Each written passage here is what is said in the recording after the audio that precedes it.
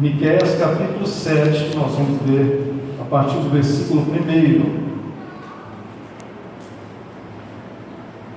Tivemos hoje uma importante reunião, falamos sobre a importância do avivamento nas nossas vidas. Depois você pode conferir lá no YouTube.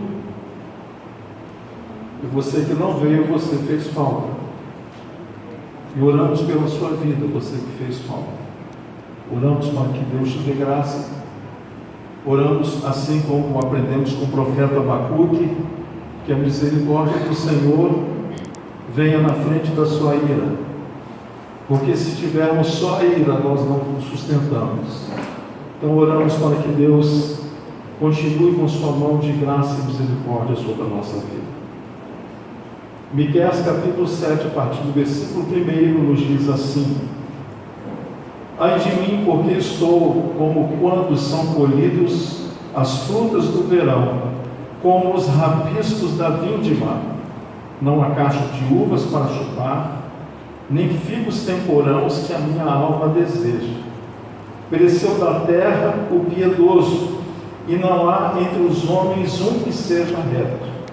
Todos espreitam para derramarem sangue, cada um caça seu irmão com rede. As suas mãos estão sobre o mal e o fazem diligentemente. O príncipe exige condenação, o juiz aceita suborno, o grande fala dos maus desejosos de sua alma, e assim todos eles juntamente urdem a trama. Melhor deles é como um espinheiro, o mais reto é pior do que uma sebe de espinhos. É chegado o dia anunciado por suas sentinelas, o dia do teu castigo. Aí está a confusão deles. Não creais no amigo, nem confieis no companheiro. Guarda a porta de tua boca aquele que reclina sobre o teu peito. Porque o filho despreza o pai, a filha se levanta contra a mãe, a nora contra a sogra, e os inimigos do homem são os da sua própria casa. Eu, porém, olharei para o Senhor e esperarei no Deus da minha salvação. O meu Deus me ouvirá. Vamos ler esse último verso juntos aí, todo mundo acompanhando no Data Show. Mas quanto a mim, ficarei atento ao Senhor, esperando em Deus, o meu Salvador, pois o meu Deus me ouvirá. Na versão que eu faço uso nessa noite, ele diz: eu, porém, olharei para o Senhor. Na medida em que a humanidade cresce juntos com a humanidade os problemas. Problemas de todo tipo, problemas de toda ordem.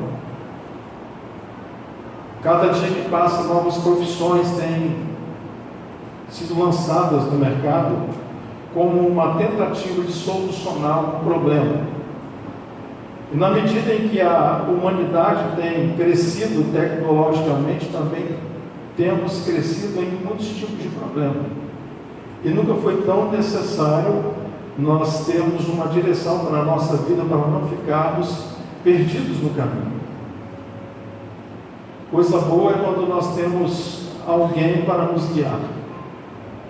Esse ano é a terceira vez que eu trago da parte do Senhor uma palavra de direção para a sua vida.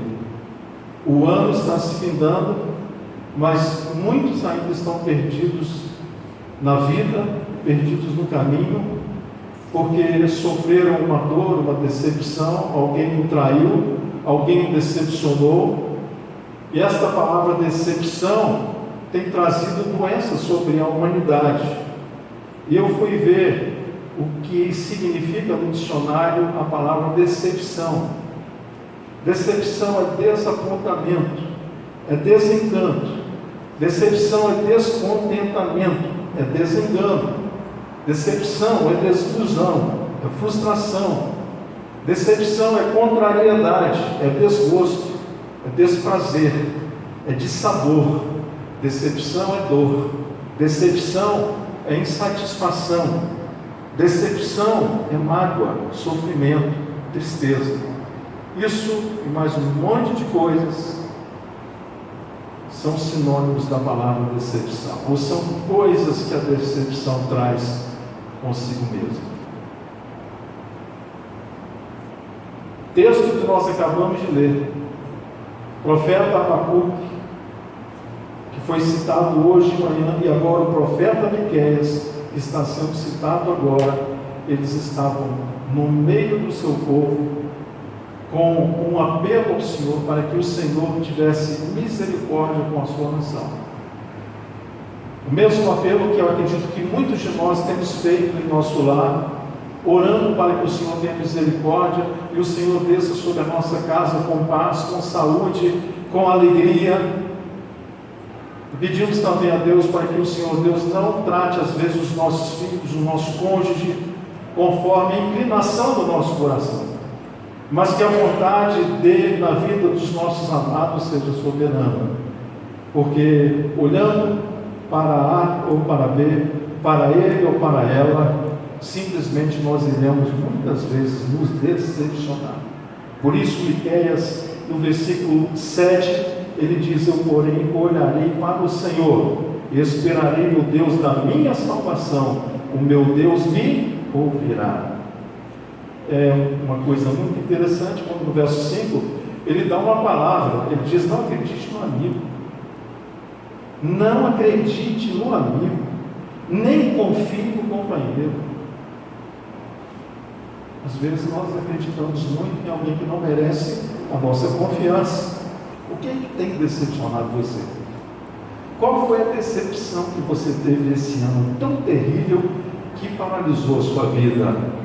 Fez que você pisasse no freio e aquilo que você havia planejado no começo do ano para encerrar um ano de vitória, a coisa não foi bem como você esperava, por causa de uma decepção.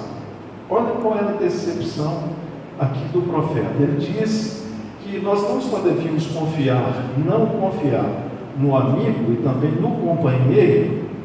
Companheiro é aquele que está conosco em todo o tempo. Companheiro no sentido genérico, porque essas pessoas que são próximas a nós poderão nos decepcionar, poderão ferir o nosso coração. Então não confie, mas não é para você viver num clima constante de desconfiança, é para você plantar a sua confiança naquele que merece toda a confiança, que é Deus. Por isso ele diz: não confie no companheiro, não confie no amigo.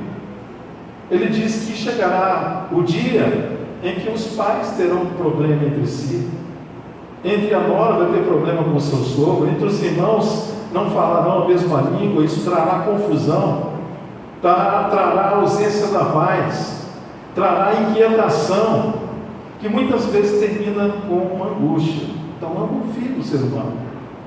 Pare de olhar para o ser humano como um padrão de exemplo. Vai perder-se no caminho.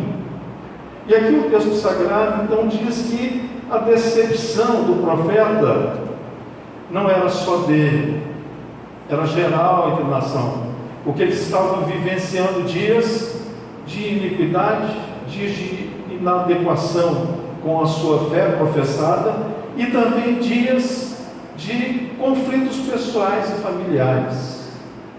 Será que nós temos aqui alguma família que está passando por um período de conflito pessoal? Conflito na saúde? Conflito no trabalho? Conflitos. Os conflitos não são coisas anormais na nossa vida, fazem parte da vida. Você ter conflito. E nos conflitos existem os níveis. Os níveis estão ligados à nossa proximidade relacional, ou à nossa expectativa quanto à resposta de outro ser humano ao que eu fiz ou que eu deixei de fazer. Conflito. Mas ele, Miqueias, está dizendo: eu, porém, olharei para o Senhor. E sabe qual é a nossa maior tentação, meus irmãos? É deixar de olhar para Jesus. A nossa maior tentação é deixarmos de olhar para Jesus. Jesus é o padrão a ser seguido. Eu não posso seguir a Ilma, a minha esposa. Eu não posso seguir os meus filhos que eu tanto amo. Eles sabem, nós temos uma conversa dentro de casa, isso para nós é fácil de entender. Eu não sou o padrão de exemplo máximo para eles. O padrão de exemplo para eles é o Senhor. É o Senhor. O seu padrão de exemplo máximo deve ser o Senhor. Hebreus 12:2, você conhece de cor. Ele diz: olhando firmemente para Jesus, autor e consumador da nossa fé. Se você deixa de olhar para Jesus, como acabamos de cantar, e olhar para o indivíduo, para o ser humano, você perde a fé. Você se torna um pagão. Você poderá correr o risco até de ser alguém que se declara ateu. Eclesiastes capítulo 2, versículo 14, assim diz o pregador: os olhos do homem sábio estão na sua cabeça, mas o louco anda em trevas. Então também entendi eu o que o mesmo lhe sucede a ambos. O homem que é sábio, ele não olha com os olhos físicos, ele olha com o olhar da razão, com o olhar do bom senso, com o olhar da sabedoria, e de maneira especial, a parte da sabedoria que mais nos interessa é a sabedoria divina. Então Deus quer que o nosso olhar esteja no divino, não no ser humano, porque o ser humano vai nos trazer decepção sempre. Observe que o texto sagrado nos fala aqui no capítulo 7, uma coisa que é muito interessante e que talvez a maior parte de nós já tenha experimentado isso aqui. Ele diz aqui no versículo 6: porque o filho despreza o pai, a filha se levanta contra a mãe, a nora contra a sogra, e os inimigos do homem são os da sua própria. Vamos falar juntos? Os inimigos do homem são da sua própria casa. Por que Deus nos alerta acerca disso? Porque quando eu tenho um inimigo fora e eu tenho apoio dentro, eu venço fácil. Mas quando o meu inimigo está dentro do meu lar, eu perco. Então isso não é nada diferente do que nós estamos vendo aí mundo afora, e que poderá acontecer em nossos lares. Sim, nos nossos lares, nós que servimos a Jesus e que o amamos, e que declaramos que Ele é Senhor da nossa vida. Nós temos que ter total cuidado para que eu não me torne nas mãos de Satanás. O inimigo não é da minha esposa, dos meus filhos, mas o inimigo de Deus. Porque a partir do momento em que eu me torno instrumento nas mãos de Satanás para saquear a paz do meu lar, eu estou sendo inimigo de Deus. E isso é uma coisa muito séria. Deus nos trouxe aqui nessa noite para nós refletirmos sobre para onde tem ido o nosso olhar. Para onde você está olhando? Você está olhando para Jesus como autor e consumador da sua fé? Ou você está olhando para aqueles que te decepcionam? O convite de Jesus hoje é que você pare de olhar para quem decepciona você. Pare de olhar para o indivíduo como um padrão a ser copiado. Nós temos que ter a coragem de dizer: eu tenho virtudes e tenho os defeitos. As minhas virtudes, se servir para você, você copie e os repita. Mas os meus defeitos, eu não vou esconder, tem muitos. Então todos nós como indivíduos temos virtudes e defeitos. Se eu olhar para a pessoa só como alguém portadora de virtudes, num espaço bem curto, eu vou me decepcionar com ela.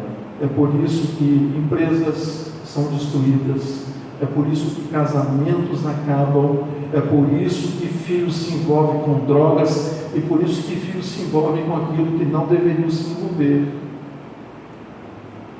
Nós como pais somos um padrão de excelência a ser copiado pelos nossos filhos.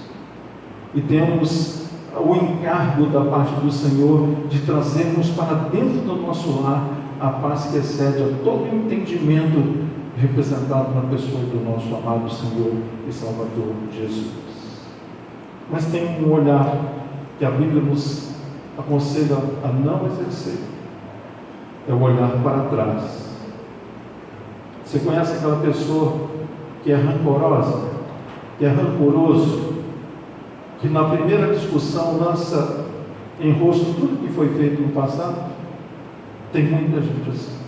É gente que se alimenta, não do hoje, se alimenta do passado. Alimento do passado não presta, nem para aquilo que é ruim, muito menos para aquilo que é bom. O alimento do passado, por melhor que tenha sido a sua virtude, ele não me sustenta hoje. Hoje pela manhã nós falamos da necessidade de, como igreja, nós termos um avivamento pessoal diário. Eu e você precisamos ter uma experiência com o Senhor Deus hoje. A experiência que eu tenho com Deus hoje não serve para amanhã, serve para hoje. Daqui a pouco eu vou dormir, um novo dia se faz, e nesse novo dia eu preciso de uma nova experiência com Deus, eu preciso de um novo avivamento com Deus, eu preciso de Deus, uma nova vida. E nós vamos então crescendo em vida, crescendo em experiência com o Senhor Deus. Mas o Senhor Deus nos aconselha na sua palavra: não olhe para trás. O texto sagrado nos dá algumas dicas. Você sabe quando Ló foi convidado pelos anjos do Senhor a retirar-se com a sua família de Sodoma e Gomorra, porque sobre Sodoma e Gomorra iria vir juízo terrível. A Bíblia diz que eles receberam um conselho e uma instrução da parte do Senhor para que saíssem dali intocáveis. Eu vou ler para você, Gênesis 19, 17 a 26. Eu vou pedir, não coloque esse texto, porque a versão que eu estou usando está muito diferente e acaba confundindo mais do que esclarecendo. Diz assim, Gênesis 17, 19, 17 a 26. Aconteceu que, tirando-os fora, disse: escapa-te por tua vida, não olhes para trás de ti, não pares em toda esta campina, escapa lá para o monte, para que não pereças. E Ló disse-lhe: ora não, meu senhor, eis que agora o teu servo tem achado graça aos teus olhos, engrandeceste a tua misericórdia que a mim me fizeste, para guardar a minha alma e minha vida, mas eu não posso escapar no monte, para que porventura não me apanhe este mal e eu morra. Ele fala com o Senhor: não, Senhor, eu não vou correr para o monte. Às vezes a gente fala isso com Deus. Deus nos dá uma instrução clara e a gente ainda quer dizer: não, Senhor, o Senhor está equivocado. Se Deus tem dado a você instruções, obedeça cada instrução do Senhor. Eis que agora aquela cidade está perto para fugir para lá, e é pequena. Ora, deixe-me escapar para lá. Não é pequeno? Para que a minha alma viva. E disse-lhe, preste atenção: eis aqui tenho te aceitado também neste negócio, para não destruir aquela cidade de que falastes. Apressa-te, é a ordem do Senhor para nós, apressa-te, escapa-te para ali, porque nada poderei fazer enquanto não tiveres ali chegado. Por essa razão chamou aquele lugar de Zoar. Quando Deus nos dá instruções, a instrução que vem da parte do Senhor visa o nosso livramento. Que tipo de livramento? Não é um livramento só, são vários tipos de livramento. Coisas que acontecem nas nossas vidas que a gente acha que fugiu ao controle de Deus. É um equívoco da nossa parte pensar dessa maneira.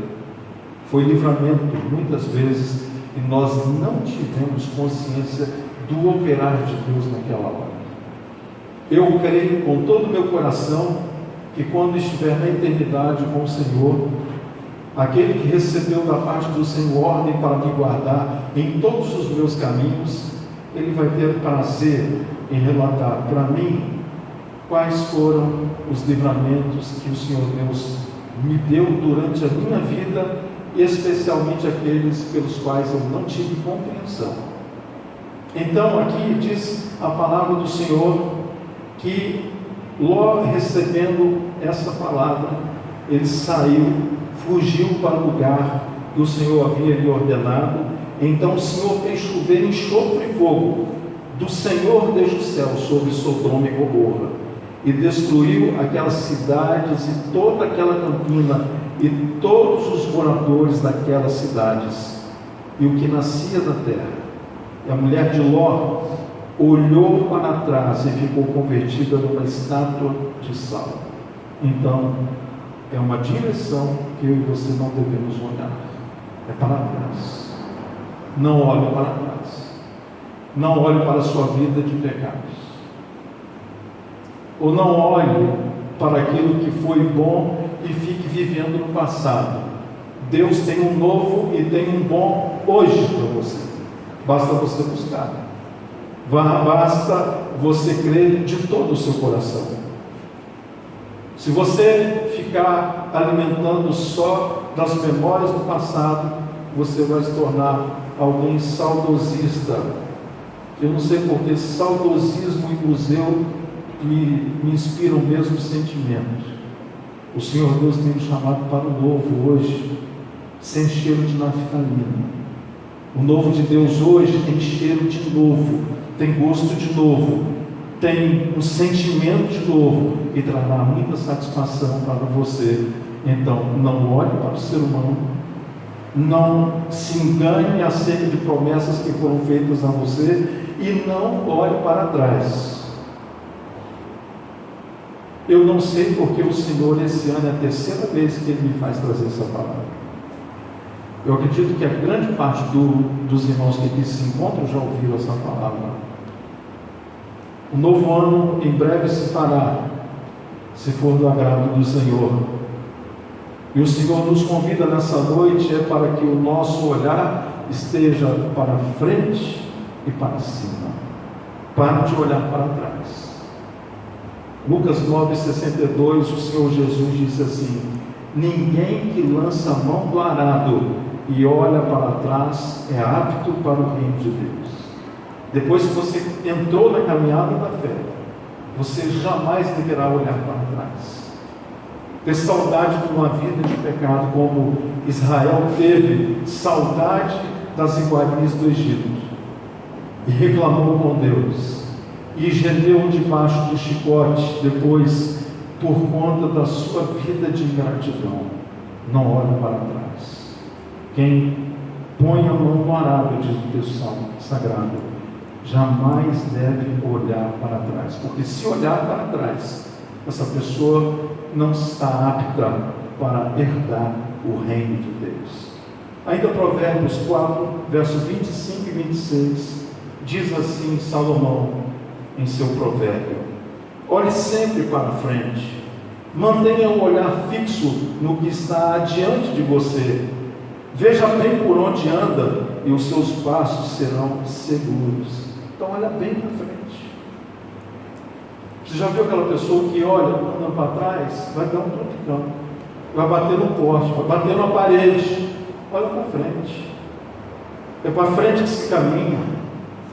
Esse ano você teve algumas coisas que você não contava, que te trouxeram decepção. Não estacione a sua vida aí.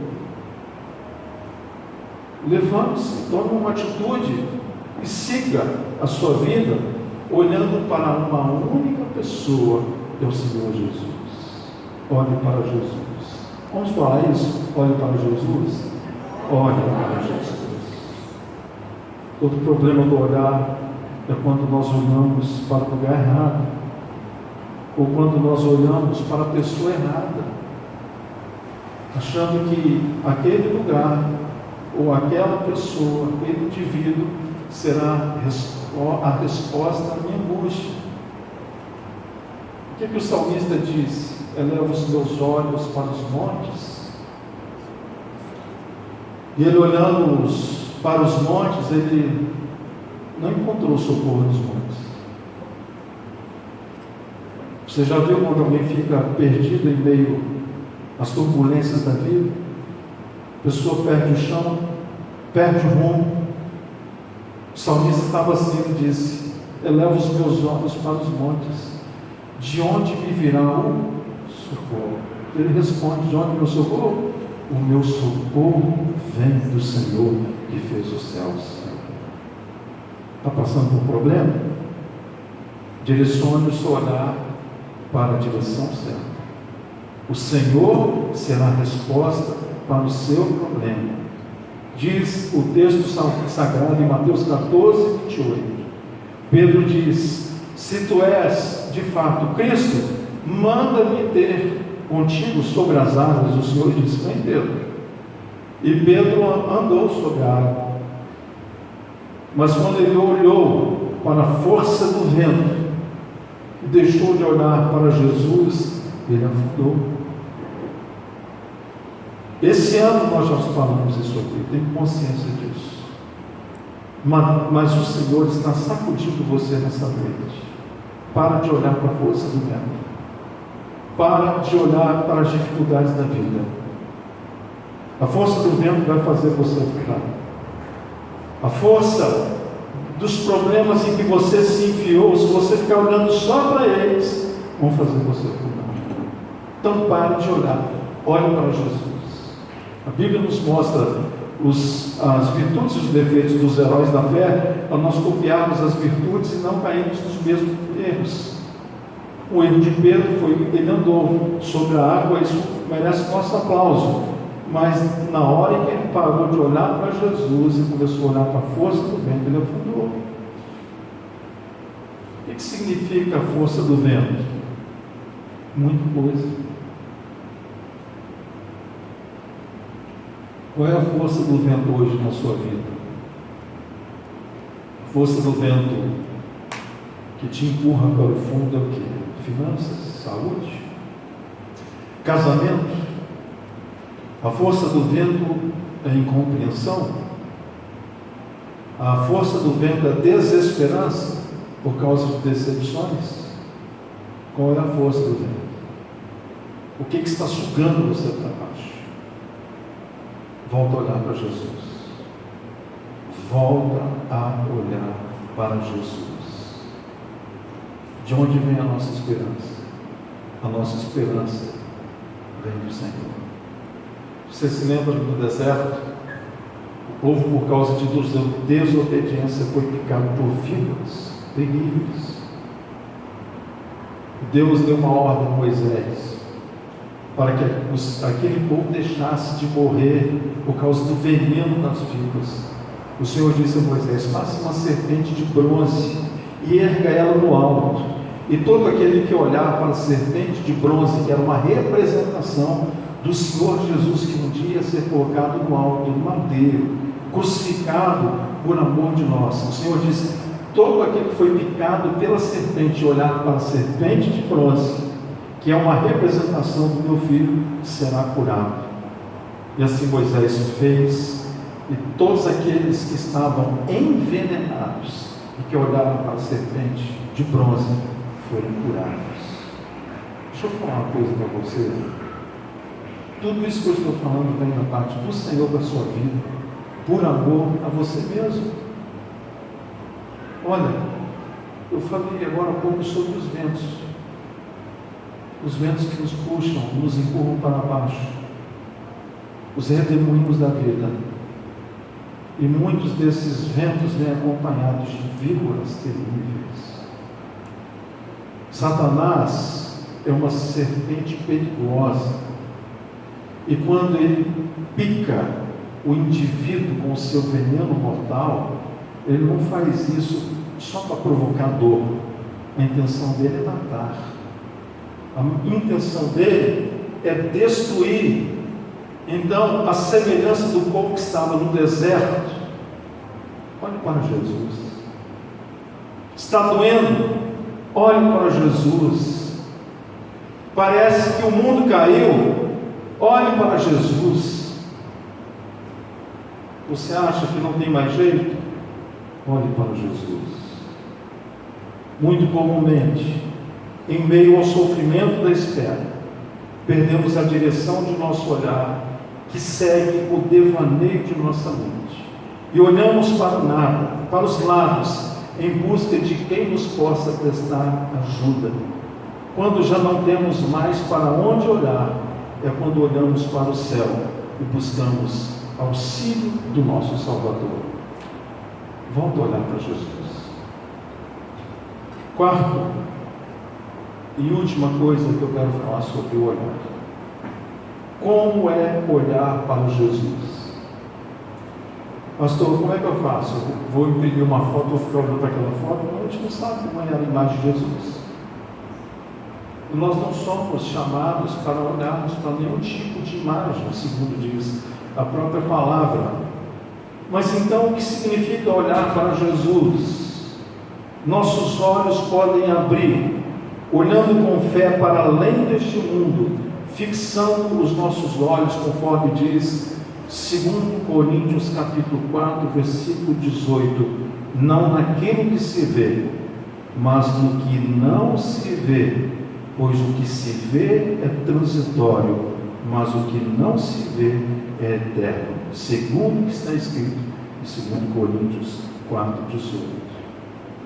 Como é que eu faço para olhar para Jesus? Olha para mim. Não é só para lá, é para cá. Não é só para lá, para cima que eu devo olhar também para cá.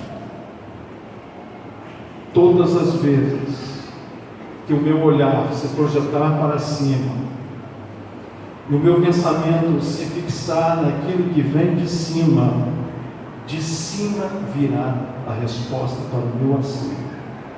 Olhar para Jesus nos mostrará nossa natureza pecaminosa. Quero encerrar essa palavra te lembrando o que aconteceu com o profeta Isaías no capítulo 6. Depois que morreu o rei Uzias, disse o profeta Isaías, ele viu o Senhor assentado sobre um alto e sublime trono. Ele disse que, olhando dentro do templo, as abas das vestes do Senhor estavam dentro do templo. O templo tremia diante da glória do Senhor. E quando ele tem a visão da presença de Deus dentro do templo, ele tem uma visão de quem ele é. Olhar para Jesus me faz ver quem eu sou. Olhar para Jesus revela a mim a minha natureza pecaminosa. Olhar para Jesus revela a mim a minha incapacidade em resolver os meus problemas sozinhos. Sabe qual foi a expressão que saiu da boca do profeta Isaías? Ai de mim que vou perecendo. Quando é que eu vou dizer ai de mim, Senhor? É quando eu tenho uma verdadeira visão de quem Jesus é. Nessa noite Deus quer que o seu olhar volte-se para Ele. Para de olhar para o seu cônjuge. Para de olhar para o seu professor na escola. Para o seu patrão. Para o governador do estado, presidente do país. Todos eles nos decepcionam. Volte o seu olhar para Jesus. Feche os teus olhos, nós vamos orar. Depois nós vamos repetir, não sei se o pastor Rodolfo consegue essa letra lá. Olha para Jesus no Feliciano Amaral, para a gente poder cantar com a igreja novamente, tão lindo assim, se puder. Senhor Deus, sustenta o nosso olhar em Ti, Senhor. Tantas coisas naquele mundo que nos distrai, Senhor. Tantas coisas. Sustenta-nos, Senhor. Senhor, quando o espírito de distração quiser desfocar o nosso olhar de Ti, pedimos ao Espírito Santo que o Senhor nos lembre que o padrão é o Senhor, que o exemplo é o Senhor, que o guia é o Senhor, que o caminho é o Senhor, que a verdade é o Senhor, que a vida é o Senhor. Eu oro por aquele ou por aquela nesta noite que está olhando na direção errada, Senhor. Eu oro por aqueles que estão sofrendo um período de decepção. Tanto investimento, tanto sentimento para acabar dessa maneira. Tenha misericórdia, Senhor. Tenha misericórdia. Nós queremos olhar para Ti, porque sabemos que olhando para o Senhor, a nossa força volta, a nossa capacidade é restaurada, o nosso andar é modificado. Olhando para o Senhor, nós temos esperança. Olhando para o Senhor, a alegria voltará. Eu clamo ao Senhor, que o Senhor continue a suster o nosso olhar em Ti, Senhor. Perdoe a nossa natureza pecaminosa. Perdoe muitas vezes a nossa obstinação. Perdoe a nossa teimosia em querer fazer as coisas do nosso jeito. Perdoe-nos e sustenta o nosso olhar para Ti, Senhor Jesus. Eu abençoo assim os meus irmãos, em nome